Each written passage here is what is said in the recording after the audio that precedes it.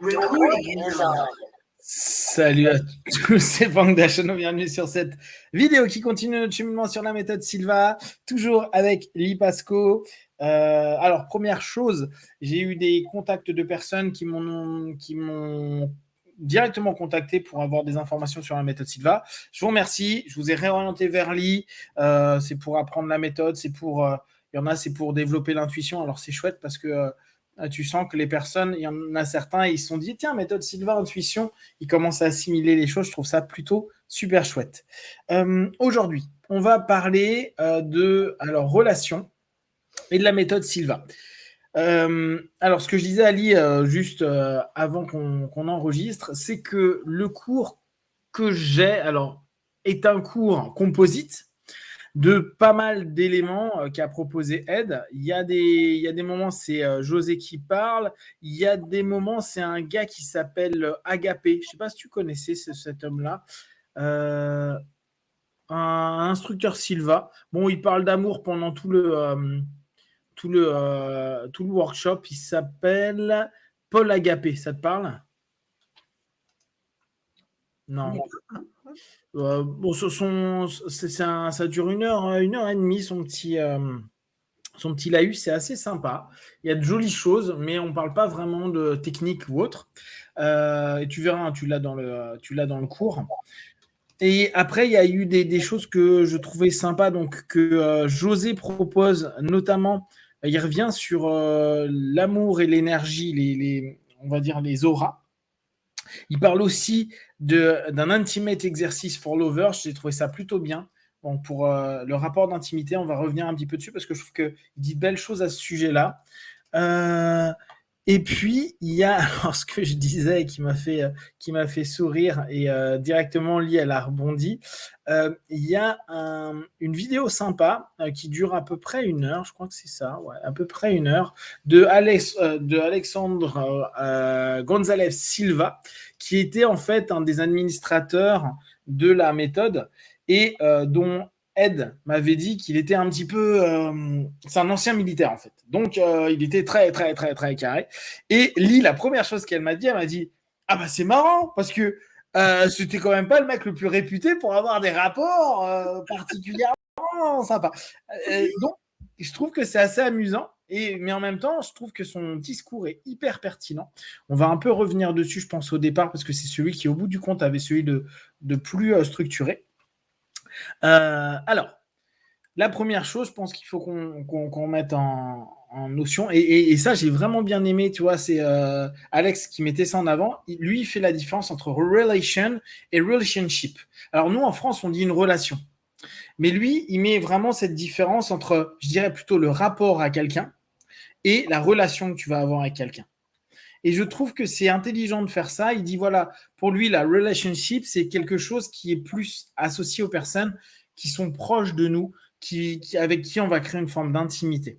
Alors que les relations, donc ce qui serait pour nous un rapport, ça sera plus qu'on va avoir avec des copains lambda, avec des connaissances, voilà, on va dire plutôt des connaissances ou des patrons, des personnes avec qui on interagit, mais avec qui on n'a pas nécessairement d'interaction. Est-ce que tu trouves que cette notion ressemble à ça, la différence entre relation et relationship, si on le traduit en français? Ça te semble logique?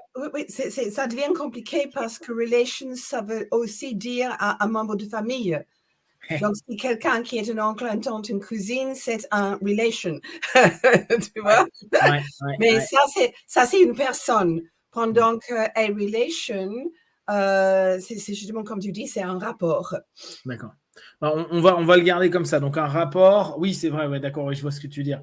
La relation, ça peut être aussi un membre de famille. Ok. Bon, là, on va le parler dans la dynamique sociale que ça crée. C'est-à-dire un rapport social avec quelqu'un ou une relation sociale et donc plus intime avec cette notion-là. J'ai trouvé que ça c'était déjà quelque chose de très pertinent au départ à ramener.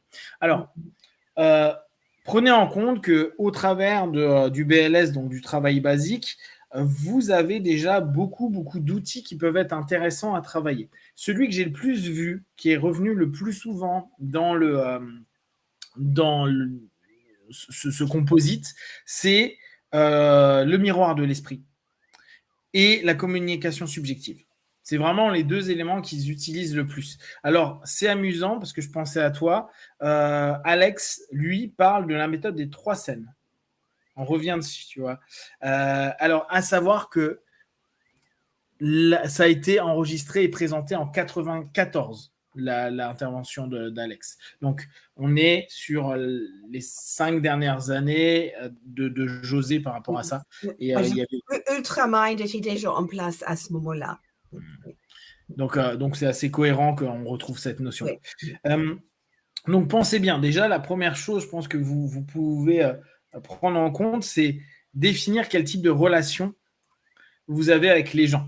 Et je pense que ça, c'est hyper important parce que vous allez d'entrée pas avoir les mêmes avec des bons copains, la famille, votre amoureux, votre amoureuse, vos enfants, vos parents, etc. Et ça, je pense que c'est important à prendre en compte parce que c'est ce que j'ai trouvé un petit peu compliqué dans ce thème-là. C'est que la relation, c'est tout et n'importe quoi avec tout le monde, en fait. Il y a des moments, ça saute de business à famille. Tu fais, ouais, je suis d'accord, mais je n'ai pas le même type de rapport et de relation. Par contre, nous, dans le rapport Silva, ce qui peut être intéressant, c'est toujours définir par rapport à une personne ou un cadre qui est vraiment important pour nous, dans lequel on veut évoluer. Et là encore, soyez clairs avec vos notions. Quand vous voulez dire, je veux avoir des meilleures relations avec les gens ou je veux être plus aimable, oui, mais avec qui ? Est-ce que c'est dans le cadre du travail? Est-ce que c'est dans le cadre familial? Est-ce que c'est dans le cadre avec votre mari, votre femme? Est-ce que c'est dans le cadre avec les enfants? Est-ce que c'est dans le cadre de plein de choses, en fait? Et cette première notion-là, je trouve qu'elle est importante parce que, justement, on ne va pas avoir la même intention. Donc, on reprend notre principe de base, le même désir avec notre femme ou notre mari, nos enfants ou notre patron. À moins que il y ait un lien bizarre dans tout ça, mais logiquement, non. Donc, redéfinir les choses est quelque chose d'important à ce niveau-là. Toi, qu'est-ce que tu, dans la relation, donc on va dire, toi en plus, tu as été un bon exemple avec Michael, qu'est-ce que vous utilisiez, vous, spontanément et facilement dans votre relation? Est-ce que tu avais l'impression, vu que vous étiez toujours en mode Silva, est-ce qu'il y avait des choses que vous utilisiez dans votre relation? Tiens, d'ailleurs, ça, c'est super intéressant comme sujet.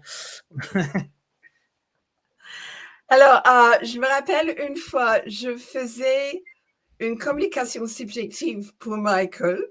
Ouais. Classique, justement, je me suis programmée pour me réveiller la nuit pour pouvoir. Alors, mais Michael, évidemment, était à côté de moi, c'était pas à distance. Ouais, je me suis levée et, normalement, Michael dort très profondément. Et j'ai commencé à lui parler et tout d'un coup, boum, il s'est réveillé et il me regarde, il dit, tu me programmes, toi?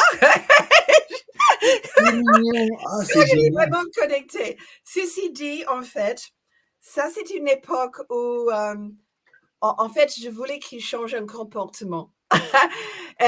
Il était souvent en retard, ça nous a causé des problèmes. Et je dois dire que depuis quand même ce moment, il a commencé à faire vraiment attention pour arriver à l'heure, quelquefois encore plus que moi. Donc, oui. Donc, quelque chose c'est vraiment passé. Mais après ça, j'ai dû faire très attention. Il devient tout de suite conscient. Ça, c'est génial comme remarque.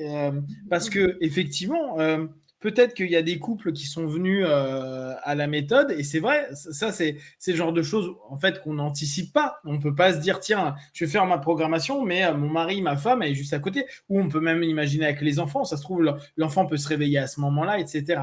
C'est intéressant comme notion. Donc, la communication subjective, dans ce cas-là, tu conseillerais aux personnes de partir discrètement, comme si tu allais aux toilettes la nuit pour faire ta communication. Ah oui, c'est excellent ça. Mais je trouve que c'est beaucoup mieux que d'être toujours en train de critiquer l'autre. Tu es toujours en retard, je t'ai demandé tellement de fois, etc. Et l'autre prend ça comme je sais pas le mot en français, nagging, où on est toujours en train de... Et ça, c'est un des grands problèmes avec les couples, justement. Si un a un comportement que l'autre n'est pas, ça devient vraiment un moment de conflit. Alors, Sylvain a toujours dit, mais laisse tomber, ne dis plus rien en bêta, dis ça en alpha et donner les avantages, pourquoi on serait beaucoup plus à l'aise si on était plus à l'heure, etc. Donc, c'est un peu ça. Et ça, oui. Et c'est vrai que beaucoup d'anciens couples, ils se concentrent beaucoup plus sur les défauts de l'autre que toutes les choses que, justement, pourquoi on s'aime. Oui, bien sûr. Mais... Burt Goldman faisait ça aussi. Hein? Ah ouais? Tu savais qu'en Supermind, Burt Goldman, il parlait d'une technique et il donnait un exemple, même dans son cours, hein, il y avait un couple qui faisait son... Là, en fait, ça, c'était un cours Sylvain. Et la femme était tout au fond, le monsieur était devant. Et donc, pourquoi ils ne sont pas ensemble? Et puis, ils découvrent après que, en fait, leur avocat avait envoyé ce couple à Burt en disant, ils sont en train de divorcer, mais c'est impossible, justement, de travailler avec eux parce que quand ils sont dans la même pièce, chacun refuse absolument de parler à l'autre. On ne regarde même pas. Donc, il dit, peut-être s'ils font Sylvain avec toi, Burt, ils peuvent au moins être assez tolérants de l'autre pour qu'on puisse continuer à organiser tout ça. Et Burt a parlé d'un système très simple. Il dit simplement, en alpha, et puis réfléchis, et quand tu sors, tu notes une liste de 10 choses que tu apprécies dans ton partenaire. Et effectivement, apparemment, chacun a fait ça. Et puis, Burt avait dit, il a vu que le monsieur était en train de beaucoup réfléchir, et il a pris son petit papier, et en sortant de la pièce, il a passé devant sa femme. Et il lui a glissé le papier de sa liste. Et Burt était en train de regarder de loin. La femme commençait à pleurer. Et après, elle est sortie. Apparemment, elle a donné sa liste à son mari. Et quand ils sont revenus, ils ont décidé de se mettre ensemble, un côté de l'autre. Et après très peu de temps, l'avocat a appelé Burt. Il disait, Burt, je t'ai demandé quand même d'aider ça à progresser plus facilement. Mais maintenant, j'ai perdu mes clients parce qu'ils veulent plus se divorcer. Oui, c'est intéressant. Oui. Et donc, ça, c'était quelque chose que Burt a contribué à les relations. Focaliser sur les points positifs au lieu d'être justement aveuglé par tous les petits trucs quotidiens sur lesquels tu fais des plaintes. Bien sûr. C'est très important.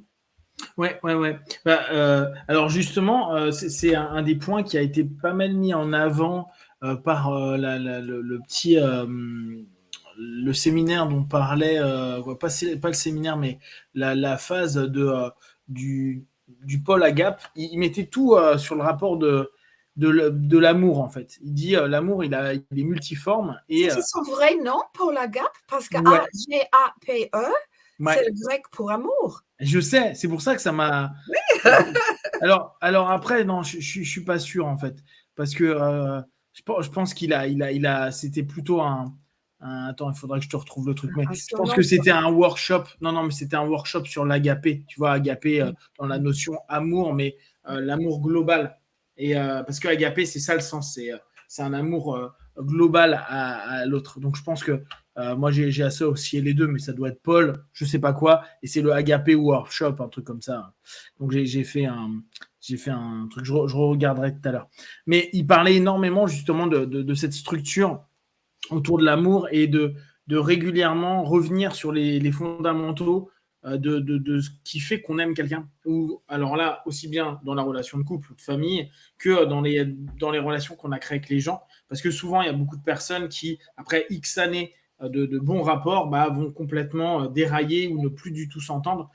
Peut-être parce qu'ils ont cumulé plein de choses, peut-être parce qu'ils n'ont pas communiqué des choses. Et c'est là où la communication subjective est quelque chose d'intéressant. Et c'était pas lui, mais je crois que c'était Alex. Il disait, il utilisait beaucoup la méthode du miroir, où à un moment donné, toutes les choses qui ont pu le saouler chez la personne et qui lui se sont impactées, il va travailler dessus en le mettant dans le miroir bleu, se dire tout ça, il rescanne en fait ce qui l'embête lui, comment ça le touche, et puis il fait en sorte de désenclencher les mauvaises émotions que ça a pu créer. Et ça, je trouve que c'est assez cohérent. On l'a aussi dans le monde de la PNL, souvent avec le travail sur les submodalités, à dire quand vous avez quelque chose qui vous a touché, ne le niez pas. Ne le niez pas, hein, parce que le problème, c'est parfois, on a cette sensation à se dire, on va nier quelque chose. Non, c'est prendre en compte, et c'est pour ça que j'aime bien ce principe du miroir bleu. Prenez le temps, toujours, à ce moment-là, à vous dire, je suis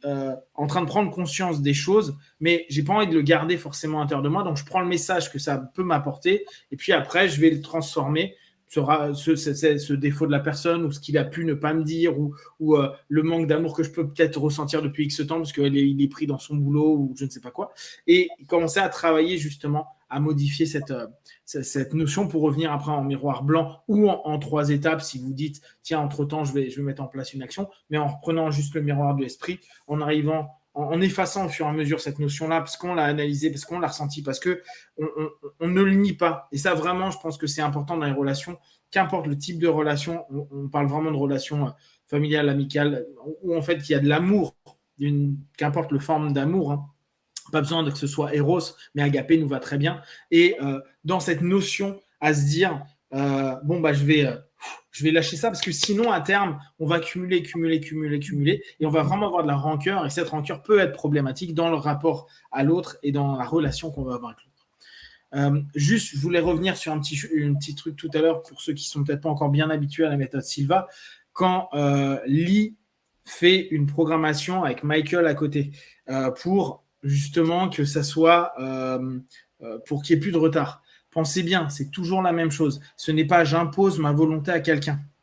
Parce que, je reviens sur le début, la méthode Silva, c'était Silva Mind Control. Donc, on peut se dire, en fait, vilaine manipulatrice, Lee, c'est pas bien ce que tu fais. Alors que l'idée, à chaque fois, de Mind Control, c'est se dire, je contrôle moi ce qui se passe en moi, je propose un message qui sera gagnant-gagnant.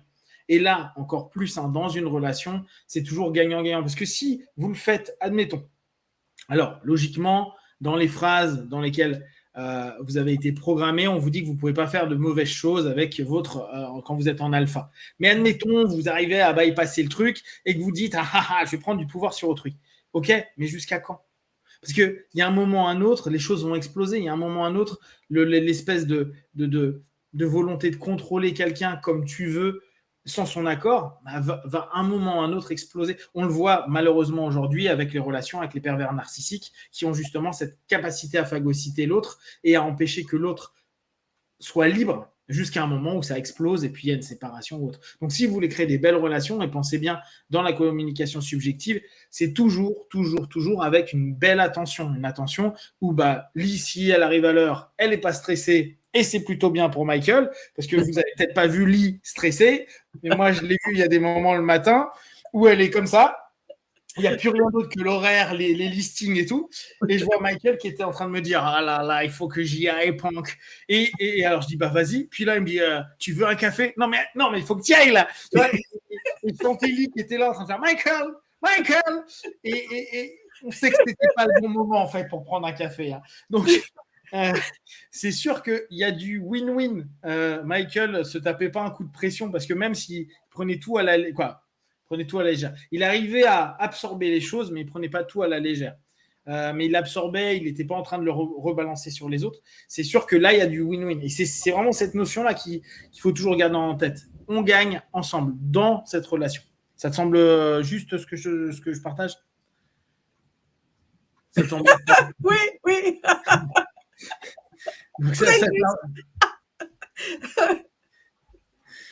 Donc, je vais revenir sur le workshop qu'avait proposé donc Alex. Il y a des éléments que j'ai trouvé très sympas. Pour une bonne relation, lui, il met 3 éléments en avant: l'amour, le forgiveness, le pardon et la compréhension. J'ai trouvé que c'était 3 segments qui étaient vraiment intéressants à prendre en compte. Alors après, la notion d'amour, comme on disait, il y a plein de types d'amour. Je vous invite à regarder les 6 types d'amour qu'il y a chez les Grecs, mais ça nous donne un peu une compréhension. Après, c'est à vous, et justement, en fonction de la qualité de la relation que vous avez ou l'intimité de la relation que vous n'avez pas le même type d'amour, mais vous pouvez aimer plein de choses. Ce qui est assez amusant, c'est que là, sur tous les workshops que j'ai pu écouter, il y a vraiment cette notion où tout le monde dit la définition de l'amour est quelque chose de complexe. Donc, on peut très bien aimer ses parents sa femme, ses enfants, mais c'est pas le même, c'est pas du tout les mêmes process en fait. Tu vas aimer tes amis, mais tu vas pas aimer tes amis comme tu vas aimer tes parents ou ta femme ou ton mari, etc. Donc il y a toute cette notion-là à bien définir dans ce qu'est l'amour. Mais cette notion-là de pardon, il a joué avec Alex à dire bon, bah moi, en fait, quand ça se passe mal avec ma femme, j'ai appris, et ça, c'est un grand classique chez les mecs, souvent on dit tu vas la voir et tu dis je suis désolé. Mais tu sais même pas pourquoi, mais tu es désolé. Il faut que tu sois désolé. Et en fait, c'est quelque chose, c'est marrant parce que moi, je l'avais entendu il y a des années et que lui, il le ressorte, ça m'a fait beaucoup rire parce que on avait dit, de toute façon, quand tu es en relation avec une femme et que d'un coup, il y a une embrouille et que certainement, tu as fait quelque chose qui ne va pas, mais que tu n'es pas du tout au courant de ce que tu as fait, accepte que tu as fait quelque chose de mal, va demander cette notion de pardon pour éviter les conflits qui durent trop et parce qu'il y a des couples qui peuvent, pendant des jours et des semaines, ne plus se parler. Et ça crée plein de choses. Alors après, on peut toujours se dire, j'ai communication subjective ou je peux chercher un moyen pour aller vers plus de communication, mais ça reste quand même quelque chose qui est hyper compliqué. Bon, la compréhension, hein, bien sûr, prendre en compte l'autre. Et ce que j'ai bien aimé, il a rajouté, il dit, je vais fermer juste ma fenêtre, il dit le sens commun. J'ai trouvé que c'était intéressant, quoi. Avoir le bon sens, pardon. Avoir du bon sens. Hop, on a un orage, nous. Ouais, ça y est, là. Ça fait du bien. Avoir du bon sens. Et j'ai trouvé, il revient beaucoup là-dessus. Et je trouve que c'est quelque chose que, aussi pour la méthode Silva, de façon générale, pour tous ceux qui l'ont appris, utilisez vos techniques avec bon sens. Faites des choses avec bon sens. Je trouve que ce petit point, il appuie beaucoup de choses. C'est-à-dire, quand vous vous posez des questions, quelle technique je vais pouvoir utiliser pour une relation ou pour autre chose, il y a des moments, ne cherchez pas des trucs très compliqués. Allez dans du bon sens. Il faut que je communique mieux. Ou il faut que je trouve une manière de lui dire. Ou il faut que... donc là, vous savez que vous avez le verre d'eau. Vous savez que vous avez plein d'éléments. Ou peut-être, il y a peut-être des choses dans son attitude. Je dois comprendre quelque chose. Vous pouvez peut-être demander dans un rêve. Vous dire, tiens, je vais peut-être avoir des infos dans un rêve, etc. Utilisez du bon sens, en fait, pour vous dire, il me faut des infos. Qu'est-ce qu'il me faut? Quelle technique je vais utiliser? Bien sûr, il y a celle qu'on préfère, mais il y a peut-être celle où tu dis, tiens, le bon sens ramène quoi? Et je trouve que ça, il y a des moments où on est tellement pris dans le modèle technique qu'on oublie juste de se poser, se dire, il faut du bon sens. Une relation, c'est aussi beaucoup de bon sens. C'est pas parce que tu connais Silva, que tu connais des techniques, ou que tu connais de la PNL ou de l'hypnose et que tu sais communiquer, que pour autant tu communiqueras bien. Parce que parfois, tu manques complètement de bon sens. Tu n'écoutes pas, t'es pas ouvert à la négociation de quoi que ce soit, etc., etc., ça manque de bon sens. Je ne sais pas si tu trouves que cette notion de bon sens est importante ou pas. Moi, j'ai trouvé que c'était très pertinent dans le rapport et même de façon générale pour la méthode Silva. C'est pas juste on est des robots et on fait, mais il y a du bon sens. Cette notion de bon sens est vraiment intéressante.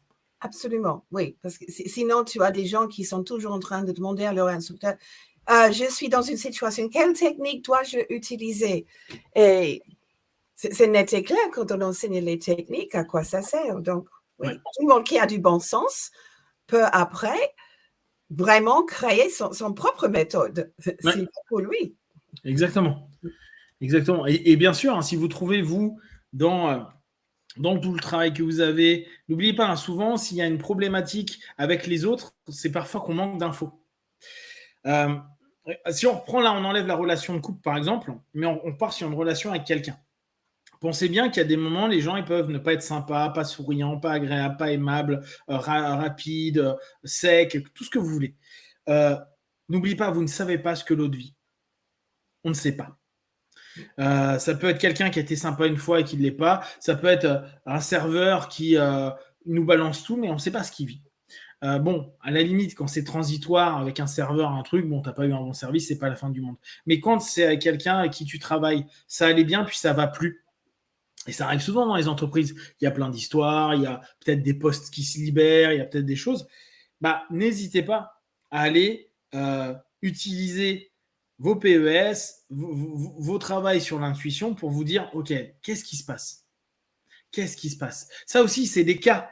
qu'est-ce qui est en train de se passer? Quelle information il me manque? Exact.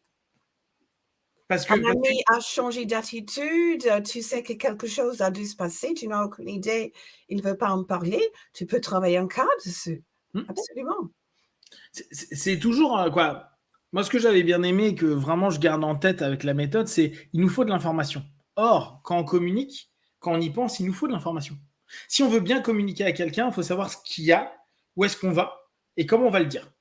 Mais si on ne sait pas ce qu'il y a, bah, on peut bien communiquer, mais en fait, si on ne touche pas l'élément qui pourrait être un levier pour la personne pour nous Mmh. écouter ou pour nous comprendre, bah, on n'y arrivera pas. Mmh. Donc, n'hésitez pas à prendre de l'info un maximum et n'hésitez pas justement à faire des cas, à travailler sur votre intuition. Ayez confiance en ah ok, là il y a quelque chose qui ne va pas. J'ai peut-être dit quelque chose parce que n'oubliez pas, hein, c'est pas toujours la faute de l'autre. Hein. Souvent on a fait des choses, on a dit, moi le nombre de fois on m'a dit ouais mais Pan, tu te souviens quand tu m'as dit ça? Alors je t'avoue pas du tout. Mais il y a des gens qui m'ont ont porté grief pendant des années. Genre, ouais, mais ce jour-là, tu m'as dit ça. Pff, moi, j'ai dû dire ça. Genre, c'est sorti spontanément. Il n'y avait aucune intention négative. Ça a été pris hyper négativement. Et c'est des années plus tard, on dit, ouais, t'étais un connard, tu m'as dit ça. Ah bon? Bon, c'est possible que je l'ai dit, hein, je ne nie pas du tout. Mais alors, même comme ça, je me sens pas en train de dire avec une intention spécifique. Sauf que si tu n'as pas l'info, tu ne peux pas comprendre. Tu ne peux pas savoir que ça a touché quelque chose, que la personne attendait peut-être quelque chose de toi que tu n'as pas proposé, ou pour lui c'était important et pour toi c'était pas important, et tu as complètement pris ça par comme ça, et puis c'était pas bon. Et il y a aussi l'inverse, c'est quand quelqu'un est persuadé qu'on a insulté un ami, on se dit: «Oh mais qu'est-ce que l'autre doit penser? J'ai dû ruiner notre amitié et tout ça» et on tourne en rond comme ça et tout ce qu'il faut, c'est un peu de communication et souvent l'autre dit: «Ah bon, tu m'as dit ça? J'ai même pas remarqué» et c'est quelque chose de totalement anodin et on peut créer soi-même une coupure dans une relation parce qu'on est persuadé qu'on a fait du mal pour l'autre. C'est Donc c'est ça. dans tous les sens. Ouais. Et là, c'est intéressant ton exemple parce que je pense que la première chose à se poser, c'est savoir, nous, ce qui ne va pas. Parce que dans le rapport à la relation, bien sûr, il y a l'extérieur. Mais ce qui est cool avec la méthode et l'orientation qu'on a, c'est vraiment de se dire, OK, et moi qu'est-ce que j'ai fait? Ou qu'est-ce que j'ai dit? Ou qu'est-ce qui ne va pas? Et là, on peut reprendre les conseillers. On peut faire un débrief avec les conseillers. Est-ce que j'ai pas été bien? Parce qu'il y a des moments, on a du mal à valider le fait qu'on fasse des erreurs. On n'aime pas ça. Et on se dit tout le temps, ouais, mais non, mais il est comme ça, ou c'est de sa faute, ou gna gna. Mais il y a des moments, c'est juste, on a une attitude pourrie, on n'était pas à l'écoute, on n'était pas bien, on a dit des sales trucs, et on veut pas l'admettre. Et il y a des moments, juste retourner sur soi, papoter avec ses conseillers, et se dire, ok, les gars, là, il y a un problème quelque part, est-ce que ça vient de moi? Et ne niez pas, une fois de plus, chose importante, ne soyez pas dans le déni. Admettez que vous pouvez avoir fait quelque chose qui ne convient pas. Ça peut ne pas être agréable. Après, quand ça reste des hypothèses, mais n'hésitez pas à aller voir les personnes pour dire est-ce que ce jour-là ou ce moment-là, j'ai fait quelque chose qui n'allait pas? Et vous dealez, vous parlez, vous voyez ce qu'il y a. Parce que ça se trouve, c'est vraiment ça. Et ça peut, dès lors, complètement apaiser des situations qui sont parce qu'on n'admettait pas en amont que nous-mêmes, on avait fait quelque chose qui n'était pas bien pour quelqu'un et qui, pour nous semblait anodin, mais important pour l'autre. Donc, c'est avant tout à nous de se poser les questions. Et là, les conseillers, ou aller en alpha, vraiment voir ce qui est en train de se passer à l'intérieur de vous, par rapport à ça, est vraiment quelque chose d'utile. Alors, qu'est-ce que j'ai aimé de bien aussi là-dessus? Ouais, bon, ça c'était. Hein. Pour avoir des. Alors, après, il donne des notions toutes bêtes qui sont. Prenez plaisir avec les personnes, soyez sincères. Lui, il revient énormément sur la sincérité. Il dit quand vous êtes avec des gens, souriez, mais souriez pas parce que vous devez sourire, mais soyez sincères. En gros, soyez de bonne humeur, puis donnez quelque chose de sympa. Bon, là, on est vraiment dans des notions de base d'échange. Un des points sur lequel il a insisté, c'est le eye contact. Alors, c'est intéressant si on revient sur d'autres aspects Silva. C'est bien sûr le contact visuel est quelque chose d'important. Après, attention. Là, je vous donne, moi, parce que je suis quelqu'un qui suis un méga auditif, moi, je peux très bien avoir une conversation avec quelqu'un sans jamais le regarder dans les yeux. Ça ne veut pas dire que je ne respecte pas la personne. C'est juste que ce qui m'importe, c'est les mots qu'il va donner et pas ce qui est en train de se passer à un moment donné. Donc, ça peut être hyper dérangeant. Je m'impose, moi, depuis très longtemps, à me dire regarde les gens, regarde les gens, regarde les gens. Mais en fait, je peux très bien ne pas regarder, ça ne me dérange pas. Mais je sais, d'un point de vue purement social, qu'il y a plein de gens, ça les dérange. Genre, ouais, il a le regard fuyant ou il ne me regarde pas quand il parle. Ouais, parce qu'en fait, moi, je raisonne sur les mots. Donc, ça n'a pas la même notion. Donc, pour lui, le eye contact est quelque chose d'important, hein, le contact visuel. Et là, on va rajouter un élément que je trouve sympa, qui est tout le rapport que partageait José avec l'importance de l'aura. Donc là, on rentre un petit peu dans le côté un peu ésotérique de la méthode, mais qui est quand même assez chouette. Notamment, ça parle à beaucoup de personnes, tout ce qui est aura. Cette notion de proximité qu'on va créer, parce que comme il dit on n'a pas à mesure qu'on se rapproche des gens et qu'on est de plus en plus intime, et pas forcément, parfois c'est juste des phases d'intimité, hein, ça ne veut pas dire qu'on est intime globalement avec la personne.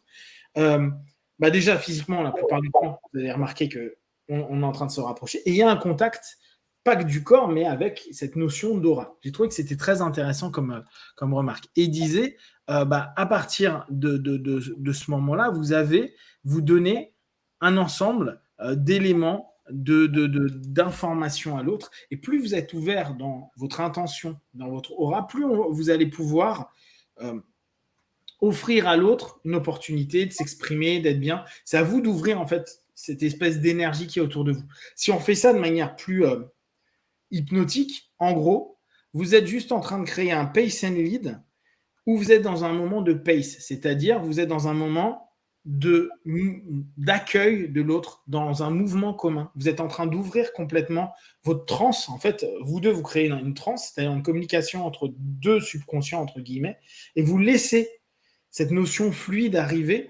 Vous ne vous refermez pas, vous n'êtes pas en train d'imposer quelque chose, et cette notion de mouvement va créer des liens qui sont très intéressants, et en tout cas, pendant un laps de temps, quelque chose qui ouvre énormément la relation. D'ailleurs, c'est des moments où on se dit « Ah, cette personne était vraiment sympa, était vraiment à l'écoute, était vraiment ceci, cela », parce qu'on s'est mis à la même fréquence, si on reparle d'énergie autre, on a créé une fréquence commune, et on pourrait se dire un alpha commun entre la personne ou les personnes et nous, et ce qu'on appelle une transe, hein, nous, globalement, en tant qu'hypno, et cette orientation qui est que suggérée, là on revient sur ces mots, ces sémantiques hypnose, ramène quelque chose de très apaisant à la personne, parce qu'en fait, il y a une vraie écoute et une vraie interaction. Je ne sais pas ce que tu en penses à ce niveau-là, pour donner un peu plus de consistance à l'aura, entre guillemets. Est-ce que ça te semble juste ou est-ce que tu as d'autres choses à rajouter?